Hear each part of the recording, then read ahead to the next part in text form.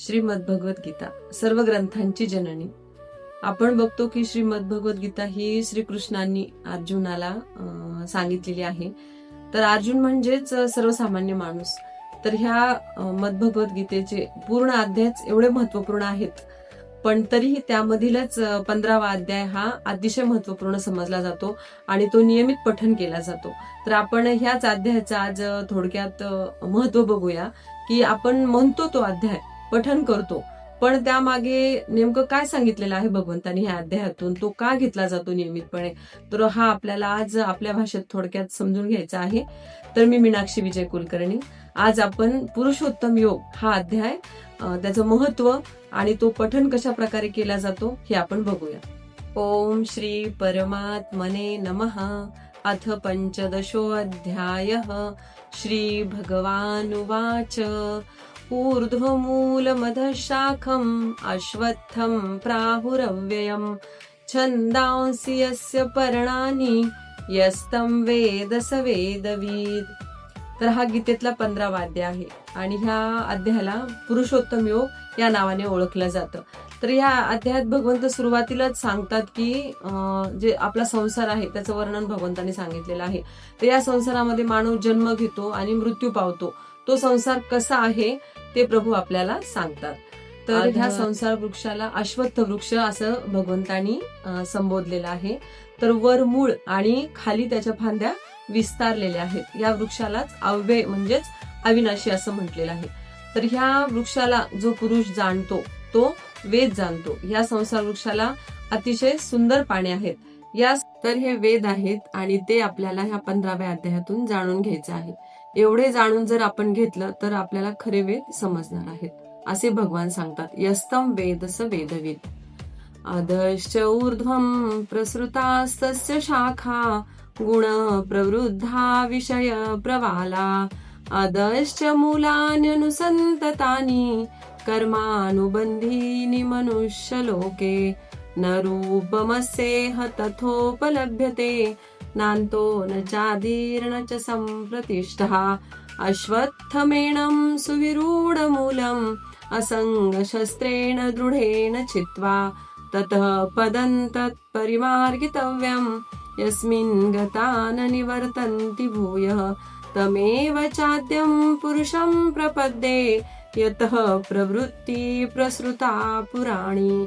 निर्मानमोहाजितसङ्गदोषा अध्यात्मनित्या विनिवृत्तकामा. द्वन्द्वैर्विमुक्ता सुखदुःखसंज्ञैर्गच्छन्त्यमूढा पदमव्ययन्तत्. तर ह्या फांद्या म्हणजे मोह, अज्ञान आणि त्याच आपल्या जीवनामध्ये पसरलेल्या आहेत. तर कर्माची बंधने असलेली याची मुळे आहेत. हा संसार वृक्ष आपल्याला अतिशय रमणीय वाटतो.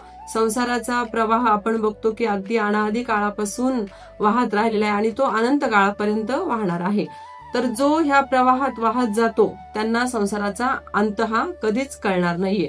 तर संसाराची बंधने कापून टाकायची असतील असंग शस्त्रेण दृढेन छित्त्वा, तर आपल्याला अनासक्ती किंवा वैराग्य हीच कुऱ्हाड त्यासाठी योग्य आहे.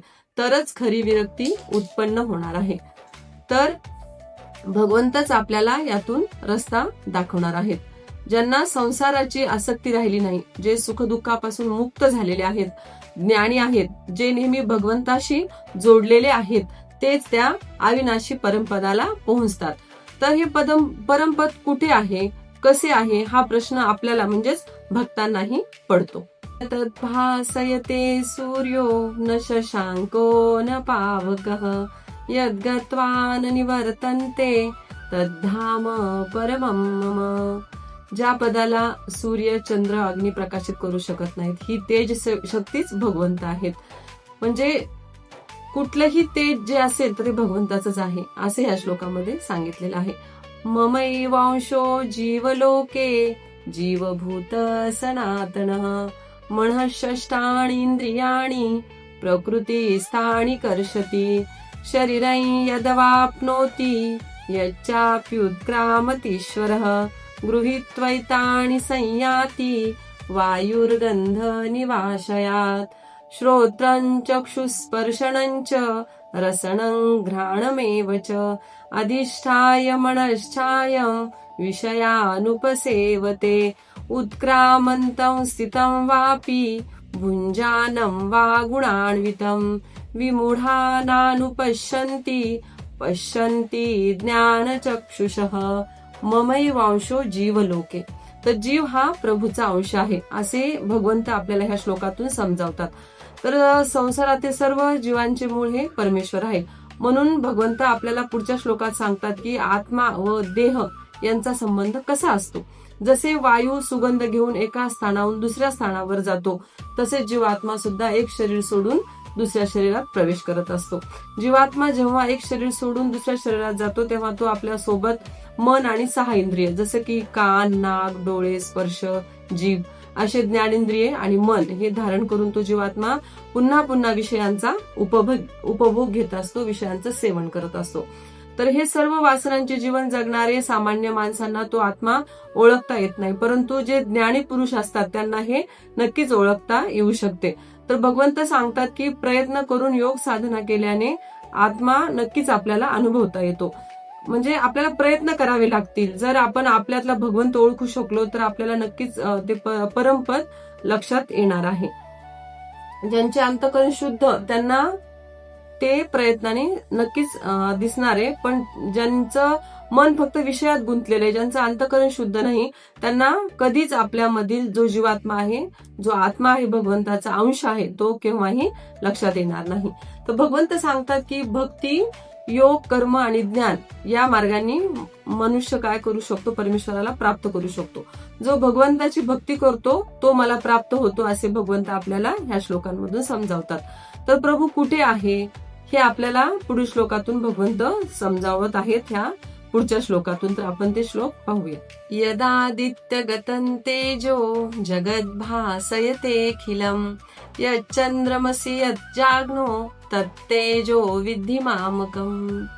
तर सूर्यात असलेलं तेज तसेच चंद्र, अग्नी यांच्यात असलेलं तेज हे स्वतः भगवंतच आहेत.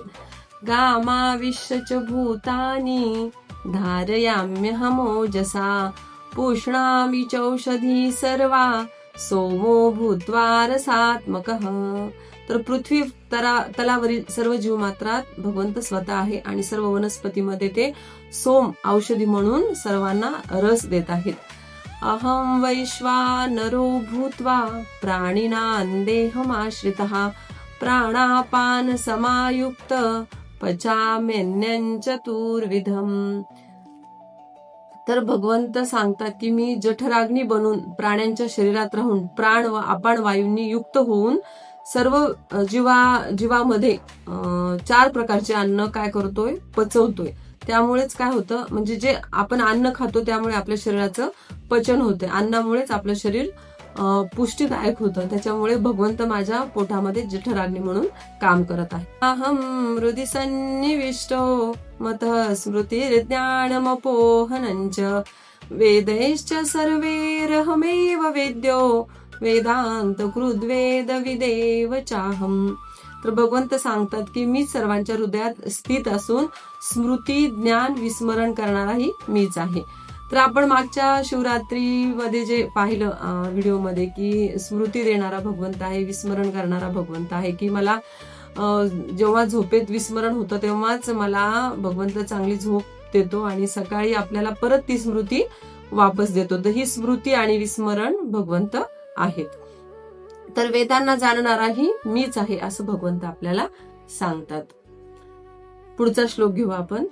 द्वामिमो पुरुषो लोके क्षर एव च क्षरः सर्वाणि भूतानि कूटस्थो क्षर उच्यते. तर भगवंतांनी 2 पुरुषांचं वर्णन आपल्याला इथे केले. द्वामिमो पुरुषो लोके. जर पुरुषोत्तम व्हायचं असेल तर क्षर आणि अक्षर असे भेद आपल्याला जाणून घेतले पाहिजेत. तर क्षर म्हणजे काय, तर नाशवंत. हे आपलं जग जे आहे ते पूर्ण नाशवंत आहे. आणि अक्षर म्हणजे अविनाशी. अविनाशी म्हणजेच काय, हा जीवात्मा. तर आपण पाहतो की हे जग नाशवंत आहे म्हणूनच मजा आहे, नाही तर प्रत्येक गोष्ट ही आपल्याला कंटाळवाणी वाटली असती. ती क्षर आहे म्हणूनच अक्षराचे म्हणजेच अविनाशी पदाचे ज्ञान प्राप्त करण्यासाठी हे आपल्याला उत्कृष्ट साधन आहे. तर हा अक्षर पुरुष म्हणजेच जीवात्मा आणि या अक्षराच्या मदतीनेच जीव आपला हा परमपदाला पोहोचू शकणार आहे. उत्तमः पुरुषस्वण्य परमात्मेत्युदारतः यो लोकत्रयमाविश्य बिभर्त्यव्यय ईश्वरः. तर हे क्षर आणि अक्षर या दोन्ही पुरुषांहूनही उत्तम पुरुष हा वेगळाच आहे, तर त्याला परमात्मा म्हटलं जातं. तोच ईश्वर सर्व जीव लोकात प्रवेश करून धारण पोषण करतो. यस्माक्षरमतीतोऽहम् अक्षरादपि चोत्तमः अतोऽस्मि लोके वेदे च प्रथित पुरुषोत्तमः. तर भगवंत सांगतात की जो मनुष्य मोहविरहित होऊन हे जे संसार वृक्षाचे फांद्या तोडण्याचं काम करतो अनासक्तीने, वैराग्याने, तर तोच काय होतो, पुरुषोत्तम पदाला, त्याच्या स्वरूपाला जाणतो, असे भगवंत आपल्याला सांगतात. तर यानंतर कृतकृत्यतेचाही श्लोक समजावतात. इति गुह्यतमं शास्त्रम इदमुक्तम मया नघ एतद् बुद्ध्वा बुद्धिमान स्यात् कृतकृत्यश्च भारत. तर भगवंत सांगतात की हे भारता, हे शास्त्र अगदी गुप्त आहे, गुप्त स्वरूपाचं आहे, पण मी तरीही तुला सांगतोय की हे स्वरूप जे आहे परमोच्च पदाचं, तर तू हे पुरुषोत्तम योग ह्या अध्यायातून समजून घे. तर जीवनातील मोह नष्ट करण्याचा प्रयत्न आपल्याला हा अध्याय समजावतोय. तर तसेच या अध्यायाच्या पठनाने आपल्या पूर्वजांच्या आत्म्यालाही शांती मिळते, असंही आपल्याला ह्या अध्यायातून भगवंत समजावतात. तर थोडक्यात काय आहे की जो हा वृक्ष आहे, ज्या वृक्षाचे मुळे वरती आहेत आणि फांद्या खाली आहेत, तर त्या आपल्याला काय करायच्यात, उच्च ठिकाणी भगवंताच्या परमपदापर्यंत जाण्याचा प्रयत्न करायचा. कारण ही जी संसार आहे तो मोह आहे, आसक्ती आहे, आणि ही जे आपल्याला नष्ट करण्यासाठी आपल्याला काय करायचंय, आपल्याला जीवनामध्ये भगवंताचं जी विभूती आहे प्रत्येक गोष्टीमध्ये, तर ही विभूती आपल्याला काय करायची आहे, जाणून घ्यायची. आणि त्या भगवंताचं परमपद, आपल्यामधील जो जीवात्मा आहे, आत्मा आहे, भगवंताचा अंश आहे, तर तो आपल्याला जाणून घेण्यासाठी भगवंताची विभूती आपल्याला 15व्या अध्यायातून थोडक्यात समजावण्यात आलेली आहे. तर ही विभूती जर आपण जाणली, त्यामुळे आपलं काय होणार आहे, मोह, आसक्ती, माया ह्या गोष्टी थोड्या थोड्या संसारातल्या कमी होणार आहेत, आणि त्या आपण जर कमी केल्या तरच आपल्याला भगवंताचं रूप खरं काय ते कळणार आहे. भगवंत प्रत्येकामध्ये आहे, प्रत्येक वस्तूमध्ये आहे, प्रत्येक वनस्पतीमध्ये आहे, प्रत्येक जीवामध्ये आहे. ही जर विभूती आपल्याला कळाली तर नक्कीच आपल्या मोह, माया, आसक्ती ह्या गोष्टी कमी होणार आहेत. तर आपला हा 15वा अध्याय छोटासा आहे, आपण नेहमी पठण करतो तो, पण आपण त्यामागचा जर अर्थ जाणून नाही घेतला तर आपल्याला त्याचं महत्व विशेष कळणार नाही. आपल्याला बरेच वेळा स्वयंपाक करताना किंवा कोणाचा मृत्यू झाला असेल किंवा आणखी काही वेळेस आपल्याला सांगितलं जातो हा अध्याय पठण करण्यासाठी, पण जर आपल्याला त्याच्यातलं महत्व माहीत नसेल तर मग आपल्याला त्यातलं विशेष काही वाटत नाही. पण भगवंतांनी एवढ्या गोष्टी समजावल्यात ह्या अध्यायामधून, तर आपल्याला नक्कीच ह्या समजून घेण्यामुळे आणखीनच आपल्या जीवनामध्ये त्याचा चांगला उपयोग होणार आहे, आणि त्या भगवंताचं परमपद प्राप्त करण्यासाठी आपल्याला मदत होणार आहे. तर ओम तत्सदिति श्रीमद्भगवद्गीतासु उपनिषत्सु ब्रह्मविद्यायां योगशास्त्रे श्रीकृष्णार्जुन संवादे पुरुषोत्तम योगो नाम 15 अध्याय समाप्त. तर आज आपण माझ्या चॅनलमधून 15वा अध्याय मी मांडण्याचा प्रयत्न केलेला आहे. खरं तर एवढी आपली जी जननी आहे पूर्ण ग्रंथांची, तर ती खूप महान आहे. तरी पण आपण थोडं समजून घेण्याचा जर प्रयत्न केला तर नक्कीच आपण समजू शकू. तर आपण अशा प्रकारचे व्हिडिओ आजपर्यंत बघत आलेलो आहेत. आपण रामरक्षा पाहिलं, अन्नपूर्णा स्तोत्र पाहिलं, पांडुरंगाष्टकम पाहिलं. तर अशा सर्व माहिती आपल्या संस्कृतीच्या देण्याचा प्रयत्न मी माझ्या चॅनलमधून करत असते. तर आपण ऐकण्याचा प्रयत्न करा, कमेंट करा, आणि इतरांनाही शेअर करण्याचा प्रयत्न करा. आणि मला हे जेवढं तुमच्यापर्यंत पोहोचवण्याचा प्रयत्न करता येईल तेवढा मी करत असते.